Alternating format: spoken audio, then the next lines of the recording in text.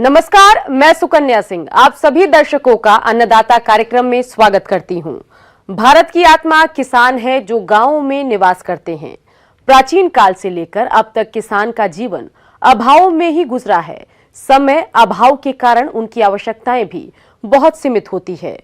वो तो पूरे दिन रात कृषि कार्य में ही जुटा रहता है। ऐसे ही भारतीय किसानों को खेतीबाड़ी से जुड़ी हुई बहुत सी नई लाभकारी जानकारियां देने के लिए हर रोज सुबह हम आपके साथ आते हैं। तो चलिए कार्यक्रम शुरू करने से पहले देखते हैं क्या है आज के अन्नदाता में। हमारे प्रदेश के अनेक किसान भाई प्याज की खेती करते हैं, लेकिन वह फसल में किए जाने वाले जरूरी कार्यों पर कोई खास ध्यान नहीं देते, जिसकी वजह से उन्हें कम उत्पादन की प्राप्ति होती है। लेकिन वहीं दूसरी ओर ग्राम देवलखेड़ी जिला भोपाल के एक प्रगतिशील किसान विनोद कुशवाहा हैं, जिन्होंने प्याज की नर्सरी तैयारी से लेकर प्याज की उखड़ाई तक के सभी कार्यों को वैज्ञानिक तरीके से करने पर उन्हें प्याज का अच्छा उत्पादन प्राप्त हुआ है। तो आइए सबसे पहले जानते हैं इनके आय व्यय के बारे में खुद इन्हीं से। मैंने अभी मेरे खेत में 1.5-2 एकड़ में प्याज की फसल लगाई हुई है, जिसके बारे में अपना अनुभव आपको बताना चाहता हूँ। मैंने और मेरे परिवार वालों ने इस फसल के लिए बहुत ही ज़्यादा मेहनत की है, क्योंकि ये फसल मेरी बारिश में लगाई गई हुई थी। अब मैं आपको बताना चाहता हूँ कि जो मेरे फसल तैयार करने में कितना व्यय हुआ, कितनी आय हुई, मैं इसके बारे में आपसे अनुभव मेरा बताना चाहता हूँ। कितना कुल उत्पादन कितनी आय क्या हुआ मैं बताता हूँ। मेरे 1 एकड़ में प्याज लगी थी, उसमें मुझे 40 कुंटल प्याज निकली है, जिसको मैंने बाज़ार में मुझे 3500 रुपये कुंटल के हिसाब से मुझे उसका भाव मिला है। तो मुझे 1,40,000 रुपये का कुल आय हुई है। 1 लाख रुपये में 40,000 रुपये की कुल आय हुई है। तो फिर मैंने उसमें 38,700 रुपये का उसमें मेरा खर्चा आया। तो 38,700 रुपये का खर्च करने के बाद मुझे 1,02,300 रुपये का प्रॉफिट हुआ। कुल मुनाफा मुझे 1 एकड़ की खेती में मुझे मुनाफा हुआ। तो मेरा 1,02,000 रुपये कुल मुनाफा आ गया और 38,700 रुपये का खर्चा हुआ। ये मेरा अनुभव है किसान भाइयों, जो मैंने आपके साथ बताया गया। आप भी इस प्रकार खेती का प्रयोग करें, जिससे कि आप भी फ़ायदा ले सकें। मैंने मेरे परिवार वालों ने इसमें खूब अच्छी मेहनत करी, सभी ने सहयोग करा, मैं अच्छा उत्पादन प्राप्त करा। मैं भी ये आशा करता हूँ आप लोग भाइयों, किसान भाइयों, आप भी इसका लगाएं प्याज और मुनाफा पाएँ। किसान भाइयों, अभी आपने इस किसान के आय व्यय के बारे में जानकारी हासिल की।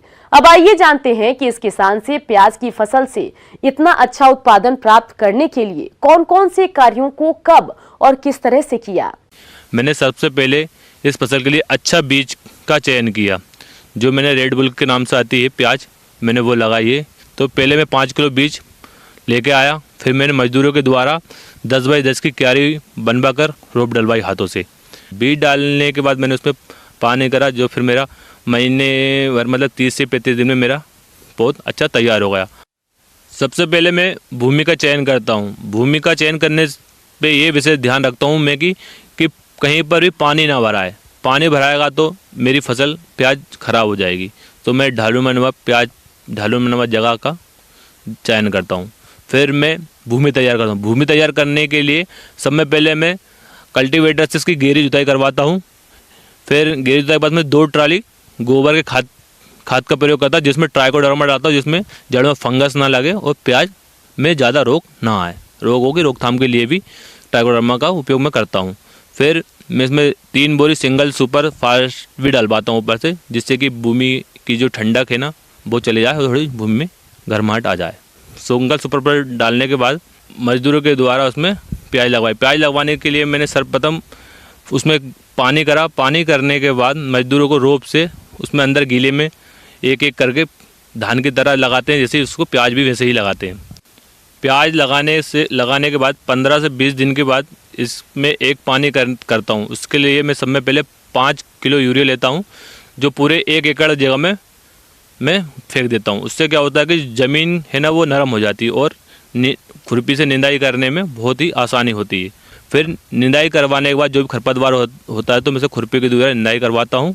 निंदाई करवाने के बाद मैं खाद का उपयोग करता हूँ। खाद के लिए मैं 50 kilo nitrogen, 50 kilo DAP, 20 kilo sulphur, 20 kilo zinc का मिश्रण बनाता हूँ। मैंने ये खाद का उपयोग 15 दिन की फसल हो गई जब इन्होंने आधा खाद का मिश्रण का उपयोग करा और बाकी बचा हुआ खाद है ना जो 40 से 45 दिन के बाद उपयोग करा। मैं इसमें पानी का उपयोग 15 से 20 दिन के गैप में करता हूँ। और अगर बारिश हो तो उसमें पानी की इतनी आवश्यकता होती नहीं है, वैसे 5-6 पानी में ये फसल तैयार हो जाती है। तो फिर इस पर कीट लगते हैं तो इसमें माहू का प्रकोप ज़्यादा रहता है, माहू और मच्छर का। इसके लिए मैं इमिडा, एसिटा और प्रोफोनोपास इल्ली जो हल्की फुल्की ले रहती है इसका प्रयोग करता है। फिर इसी के बाद में 30 दिन की अवस्था में प्याज हो जाती है तो फिर मैं इसमें पानी दोबारा छोड़ता हूँ। अगर इसमें थोड़ा बहुत खरपतवार डबल से उगाया है तो मैं उसमें डबल से खुरपी से उसका मैं निंदाई करवा देता हूँ। तो मैं जहाँ तक होता है उसको मैं अपनी देसी पद्धति निंदाई का ही उपयोग करता हूँ। फिर ऐसे में जी अपनी 30 से 35 दिन की अवस्था में आ जाती है तो फिर मैं इसमें टॉनिक का उपयोग करता हूँ। 15 लीटर पानी में ह्यूमिक एसिड का उपयोग करता हूँ, जिससे क्या होता है प्याज थोड़ी अच्छी और बड़े आकार में आ जाए। लगभग ये 2.5 से 3 महीने की अवस्था में प्याज तैयार हो जाती, उखड़ाने के लायक हो जाती। फिर मैं मजदूरों के द्वारा इसको पहले तो मैं उखड़वा देता हूँ, पूरी एक साइड से पूरी प्याज उखड़वा देता हूँ। उखड़वा के बाद लाइन बाई लाइन कतार के बाद कताई इसको मैं प्याज को पटकता हूँ, जिससे क्या गीली हो तो प्याज सूख जाती है। बारिश की प्याज, ये नासिक प्याज का ये होता है, अगर ये सूखी नहीं तो डबल से ये फट सूख जाती है। तो इसलिए मैं इसको सुखाता हूँ। फिर इसको 10 से 15 दिन बाद प्याज को कटवाता हूँ। कटवाते वक्त ये ध्यान रखता हूँ कि बड़ी प्याज अलग और छोटी प्याज अलग छटवाता हूँ, जिससे क्या बाज़ार में भाव अच्छा मिले। और फिर मैं इसको धूप में पटकवाता हूँ। धूप में पटकवाने के बाद फिर मैं इसको मैं जालीदार बोरी आती है उसमें भरवाता, जिससे क्या उसमें भफाए ना प्याज और ख़राब ना हो। जालीदार बोरियों में इसको प्याज को भरवाने के बाद फिर मैं इसको सिलवा के अच्छे से लोडिंग करवा के बाज़ार भेज देता हूँ, जहाँ पर मुझे मेरे अपनी प्याज का उचित मूल्य मिलता है। मैंने और मेरे परिवार ने काफ़ी इसमें मेहनत की किसान भाइयों, और ये बहुत अच्छी फसल है। मैं चाहता हूँ कि आप भी ज़्यादा जगह में न लगाकर थोड़ी जगह में आप भी इसका लगाकर आय प्राप्त करें।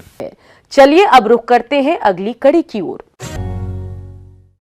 हमारे प्रदेश के अनेक किसान टमाटर की खेती करते हैं, लेकिन वह फसल में किए जाने वाले कार्यों में लापरवाही बरतते हैं, जिसकी वजह से फसल की सही बढ़वार नहीं होती और उत्पादन में कमी हो जाती है। तो आपको इस तरह की समस्या का सामना नहीं करना पड़े, इसके लिए टमाटर की फसल में कौन कौन से जरूरी कार्यों को करने की आवश्यकता होती है, इसकी समस्त जानकारी दे रहे हैं जिला भोपाल के विषय विशेषज्ञ ओमवीर रघुवंशी। आज हम बात करेंगे टमाटर की खेती के प्रबंधन के बारे में। सबसे पहले अगर हम बात करते हैं तो सबसे पहले हम बात करते हैं खरपतवार प्रबंधन के बारे में। अगर सामान्य रूप से अगर किसान के लिए तो अगर गुड़ाई निंदाई अगर करे तो वो खरपतवारों को आसानी से कंट्रोल कर सकता है।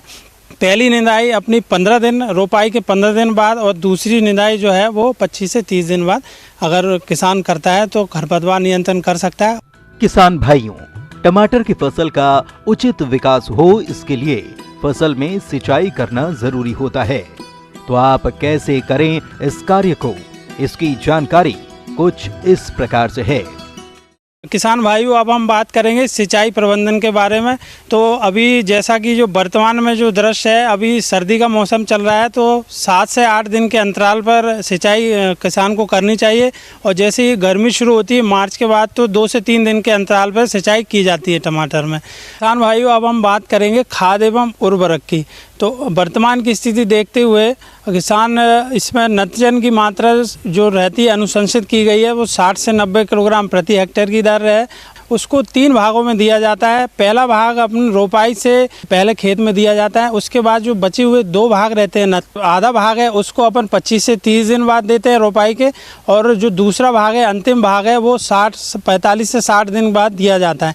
किसान भाइयों, माइक्रोन्यूट्रिएंट जो सूक्ष्म पोषक तत्व है उनकी कमी भी देखी गई है। फिलहाल बाजार में 12-32-16 के नाम से भी खाद उपलब्ध रहती है, उसको भी आप कर सकते हैं किसान भाइयों। सल्फर का उपयोग भी कर सकते हैं आप किसान भाइयों। किसान भाइयों, टमाटर की फसल से अधिक उत्पादन लेने के लिए फसल को कीटों के प्रकोप से बचाना जरूरी होता है। तो आप टमाटर में लगने वाले कीटों का नियंत्रण कैसे करें, आइए जानते हैं। तो सबसे प्रमुख कीट जो टमाटर में लगता है वो होता है फल छेदक। अभी जो वर्तमान में जो स्थिति है किसान भाइयों, 15 से 20 दिन में जिनकी उत्पादन की स्थिति शुरू होने वाली है किसानों की, उसमें इस कीट का प्रकोप देखने को मिल सकता है। ये जो प्रमुख कीट है इल्ली हरे कलर की दिखाई देती है और फल में गोल आकार का छेद करके ये फल के अंदर घुस जाती है और फसल को नुकसान पहुंचाती है। फल भेदक कीट के नियंत्रण हेतु सबसे पहले कीट ग्रसित फलों को तोड़कर नष्ट करें। खेत में 10 फेरोमोन ट्रैप प्रति हेक्टेयर लगाएं। इसके अलावा रात्रि के समय खेतों में प्रकाश प्रपंच जलाएं। कीट के रासायनिक नियंत्रण के लिए इंडोक्साकार्ब दवा 1 मिलीलीटर प्रति लीटर पानी के हिसाब से घोल बनाकर छिड़काव करने पर इस कीट का नियंत्रण हो सकता है। टमाटर में दूसरा प्रमुख कीट जो होता है वो सफ़ेद मक्खी होती है। ये सफ़ेद कलर की दिखाई पड़ती है, छोटी आकार में बहुत छोटी रहती है और इसकी अगर लक्षण की बात करें अपन तो ये पत्तियों से फलों से रस को चूसती है और इससे होने वाला एक प्रमुख रोग भी टमाटर में दिखाई देता है जिसको पर्ण कुंचन के नाम से जाना जाता है, जिसका प्रमुख लक्षण जो होता है किसान भाइयों, जो टमाटर की जो पत्तियां हैं वो सिकुड़ने लगती हैं, छोटे आकार में हो जाती है और सीधे रूप से इसका उपज पर बुरा प्रभाव पड़ता है किसान भाइयों।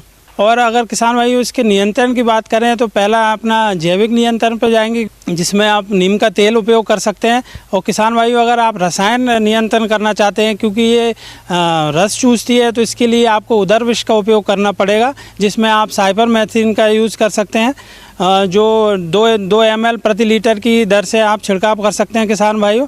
अब हम बात करेंगे टमाटर में लगने वाले रोगों की। तो इसमें जो प्रमुख बीमारी जो लगती है वो है पछेती झुलसा है। इसके जो लक्षण हैं ये भी पौधे के सभी भागों में दिखाई देते हैं। लगभग एक टारगेट बोर्ड जैसा पत्तियों पे दिखाई देता है, गोल गोल धब्बे बन जाते हैं।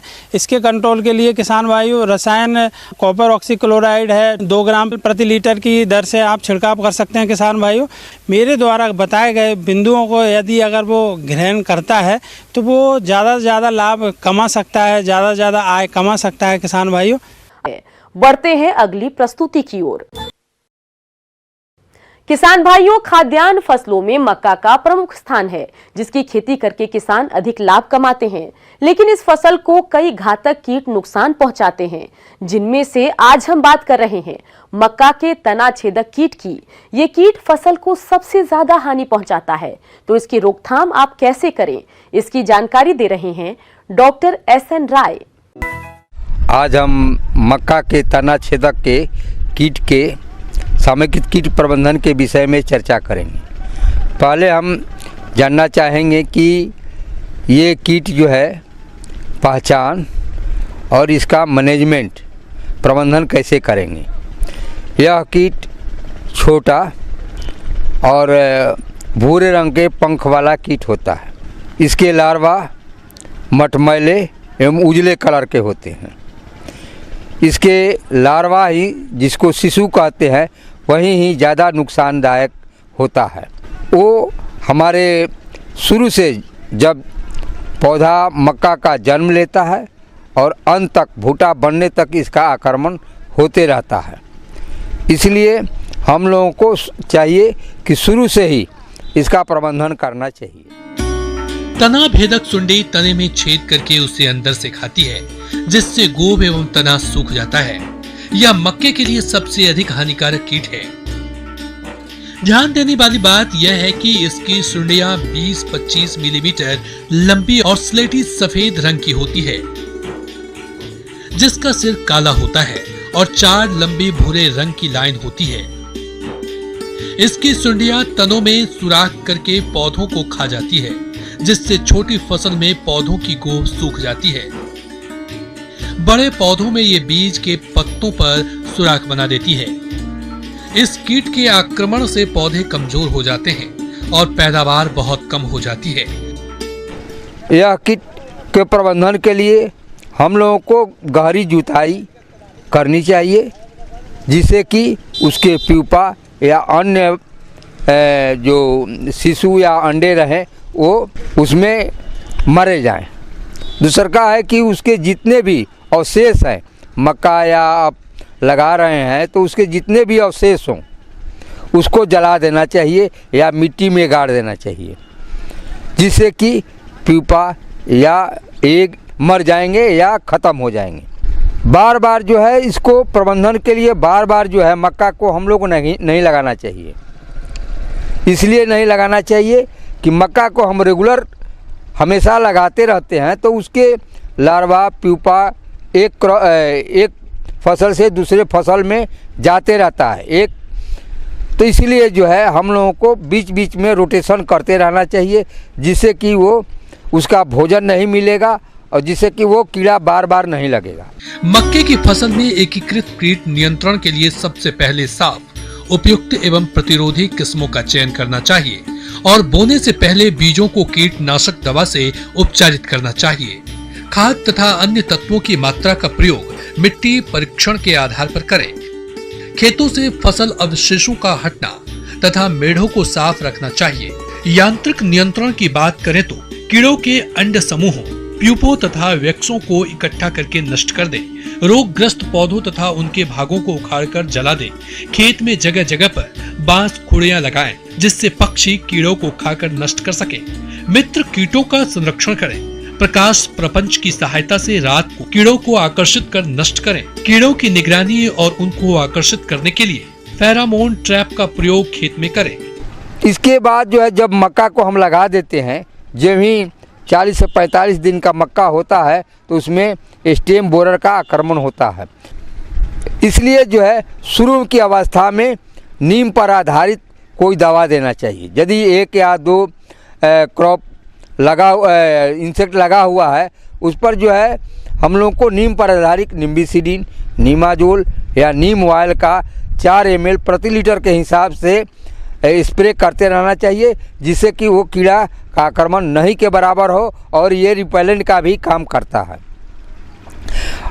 जब कीड़े का आक्रमण हो गया हो, 1 स्क्वायर मीटर में यदि 3 या 4 कीड़े का आक्रमण हो या 1 स्क्वायर मीटर में 1 अंडा का गुच्छा दिखाई दे, तब हम लोगों को स्प्रे या कोई रासायनिक दवा का इस्तेमाल करना चाहिए। यदि दानेदार इस दवा का इस्तेमाल कर रहे हैं तो कार्बोफ्यूरॉन 3G 6 से 7 दाना प्रति गब्बा के देने से उसका निदान हम पा सकते हैं। यदि लिक्विड में हम या तरल दवा में इस्तेमाल करना चाहिए तो उसके लिए इंडोक्साकार्ब 1 ml 3 लीटर पानी में या इमामेक्टिन बेंजोएट 1 ग्राम 2.5 लीटर पानी में आप 15 दिन के अंतराल पर स्प्रे करेंगे तो उसमें तना छेदक के आक्रमण को हम लोग रोका जा सकता है। धन्यवाद।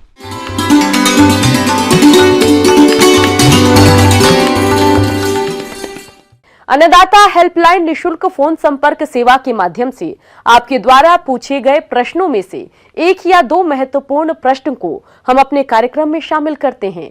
इसी के तहत आज का चयनित प्रश्न और उसका जवाब इस प्रकार है।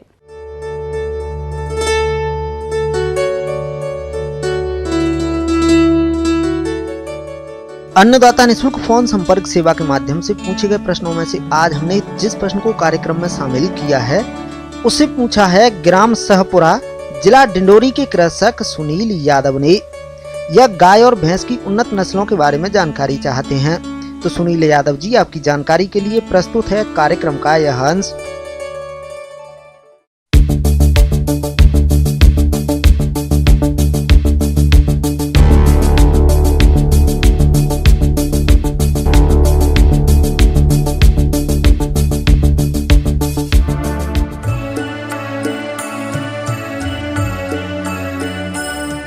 हमारे देश में गायों की लगभग 30 और भैंसों की 15 प्रजातियां हैं, लेकिन इनमें दूध देने वाली नस्लों की संख्या सीमित है।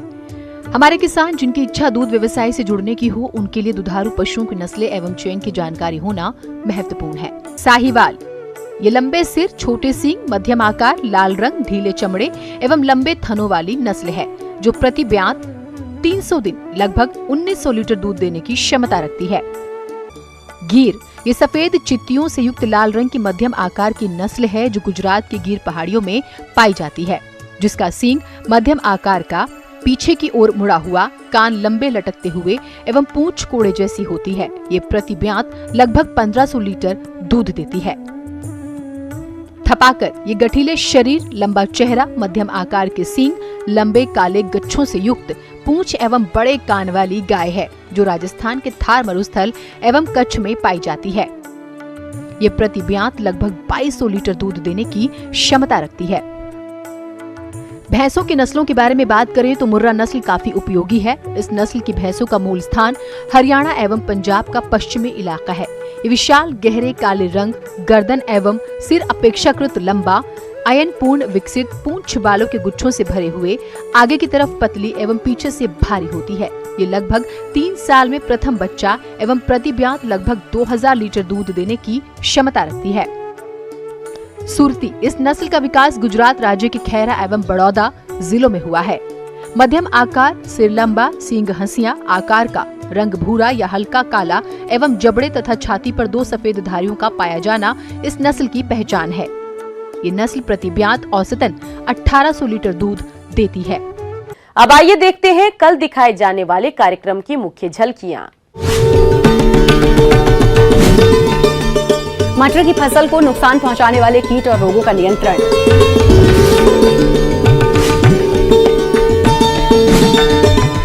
दुधारू पशुओं से स्वच्छ दुग्ध उत्पादन की तकनीक।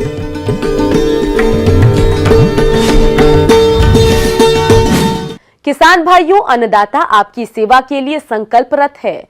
कृषि संबंधित समस्या और सुझावों के लिए आप हमें इस पते पर संपर्क कर सकते हैं। प्रोड्यूसर अन्नदाता, news 18 Madhya Pradesh, Chhattisgarh, Ramoji film city, Hyderabad 501512। साथ ही आप हमें ईमेल भी कर सकते हैं। हमारा ईमेल है p18annadatamp@nw18.com। इसके अतिरिक्त आप हमें निशुल्क हेल्पलाइन नंबर 180041921555 पर सोमवार से शनिवार सुबह 10 से शाम 4 बजे के बीच संपर्क कर सकते हैं। किसान भाइयों, अब समय हो रहा है आपसे विदा लेने का, तो हमारी अन्नदाता टीम को दीजिए इजाजत। कल फिर आपसे मुलाकात होगी कृषि संबंधित कुछ और महत्वपूर्ण जानकारियों के साथ। नमस्कार।